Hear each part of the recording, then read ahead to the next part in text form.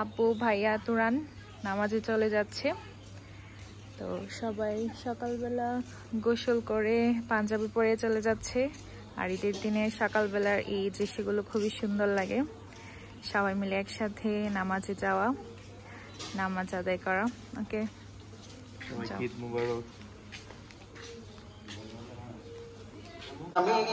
والأمر بيده مفاتيح الدهر فتبارك الله رب العالمين الله أكبر لا إله إلا الله والله أكبر ولله الحمد আজকে আমি ঈদের দিনে এই পুডিংটা বানাইছি। তো এটা আমি এখন আইদাকে নিয়ে কাট করবো। আচ্ছা, আমার হ্যাপি বার্থডে করলো। ওকে, বললো হ্যাপি বার্থডে আইদা। আজকে Aida birthday, happy birthday to you. 1 2 3 4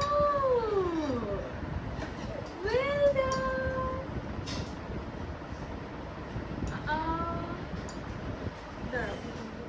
তো এখানে সোয়ার আম্মুর রান্না, এই যে কলিজা। আমাদের আগে কলিজা আসে আগে, তো কলিজা ভুনা হবে আর পোলাও। আর এদিকে পেঁয়াজ সব মশলা রেডি করে নিচ্ছে। হ্যাঁ, পোলার চাল সব কিছুই। আর ছোলাটা লেগছে অনেক সুন্দরভাবে, অনেক সুন্দর লাগতেছে। আমার পোলাও রান্না হয়ে গেছে আর এখন উপর দিয়ে ঘি দিয়ে দিচ্ছি।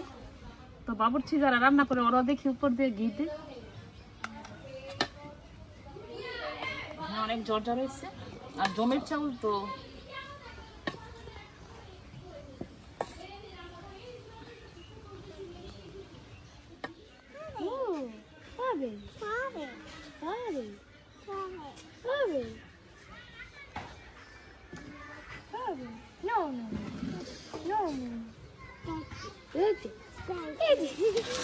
এদিকে সবার আগে আমাদের কাকি রান্না বান্না কমপ্লিট করে ফেলছে। তো আগে কলিজা বোনাটা করে নিছে। পোলাও কি রান্না শেষ না? ঘরে নিচে গেছে। আর আজকে আমাদের বাড়িতে সবাই কিন্তু মাটির চুলে রান্না বান্না করতেছে। তো ঈদের মধ্যে সবাই মাটির চুলে রান্না বান্না করে, তো এটার মজাটাই কিন্তু আলাদা। এই পাতিলে কি রান্না করবে? সিনার গোশত। ও আচ্ছা আচ্ছা। আর এদিকে কাকি কলিজা বোনা হওয়ার পরে এখন সিনার মাংসটা বসাই দিছে।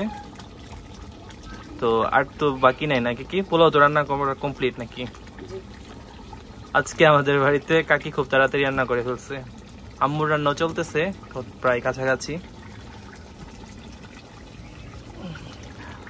কাকি কিন্তু বাটা মশলা ইউজ করছে, এর জন্য আজকের তরকারি কালারটা অন্যরকম সুন্দর লাগতেছে, পুরো লাল লাল। আমি কলিজাটা এখন রান্না করব, পোলাও করে ফেলছি। আর কলিজাটা করব আগে একটু গরম পানিতে আগে একটু সিদ্ধ করে নিয়ে তারপরে করব। তো গরম পানি বসেছি তিনি চুলার মধ্যে। তো কলিজা বোনার জন্য আমি এখানে রসুন, পেঁয়াজ, আদা আর জিরা আর হলুদ, লবণ, মরিচ সব কিছু নিয়ে নিয়েছি। আর একটা আলাদা একটা মশলা আছে, আমার সিক্রেট মশলা নাকি? হ্যাঁ হ্যাঁ, এটা একটা মশলা আছে।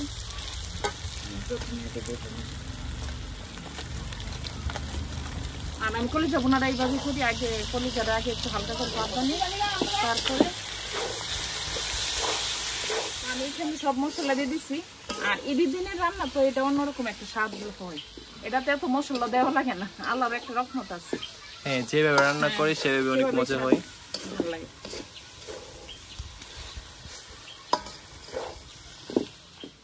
তো আমার কলিজা বোনা হয়ে গেছে, অনেক খুব সুন্দর একটা স্মেল আসতেছে। আসলে ঈদের দিনে রান্নাটার টেস্টই অন্যরকম।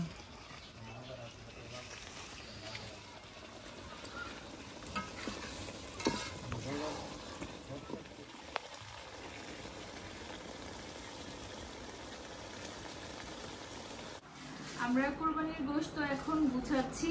আর নিয়ম মতো 3 ভাগ করা হয়েছে। এক ভাগ হচ্ছে আত্মীয় স্বজনের জন্য, আর এক ভাগ গরিব মিসকিন, আর এক ভাগ হচ্ছে আমরা। তো আমাদের যে এটা কিছু রেখে দেবো আর রান্না করবো, বেশি রান্না করবো।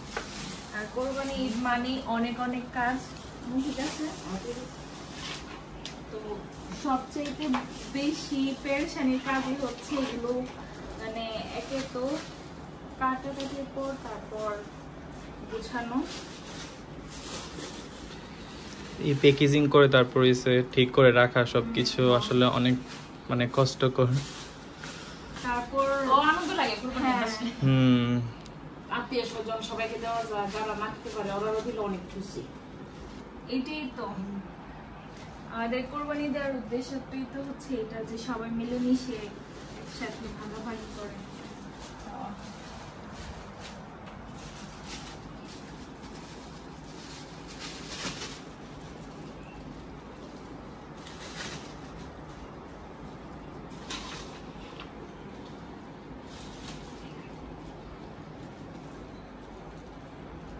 আমাদের এখান থেকেও কিছু প্যাকেট যাবে হচ্ছে আত্মীয় স্বজনদের কাছে, কারণ হ্যাঁ, আর অনেক আত্মীয় স্বজন একটু দূরে আছে, তো সেই জন্য আমি গিয়ে দিয়ে আসবো। আর কোরবানি ঈদের সময় মানে প্রতি ঈদের সময় গাড়ি পাওয়াটা খুবই কষ্টকর। এখন তাড়াতাড়ি করে গেলে তারপর হচ্ছে কথা। আমি জানি না আসলে গাড়ি মানে পাবো কিনা ঠিক টাইমে, তাও চেষ্টা করবো যেন গাড়িটা পেয়ে যাই। সবাই তো ঈদ করে, একটা ছুটি আছে। আম্মু কি রান্না কি বসাই দিছো না? ও আচ্ছা আচ্ছা। আর আজকে আমি সন্ধ্যায় নানু বাড়িতে আসছিলাম, আসার পর দেখি নানুমণি খুব সুন্দর করে মহিষের মাংস রান্না করে রাখছে। আর আজকে ঈদটা খুব সুন্দরভাবে সবার সাথে কাটাতে পারছি, তো খুব ভালো লাগতেছে। খুব সুন্দর হয়েছে নানু কালারটা।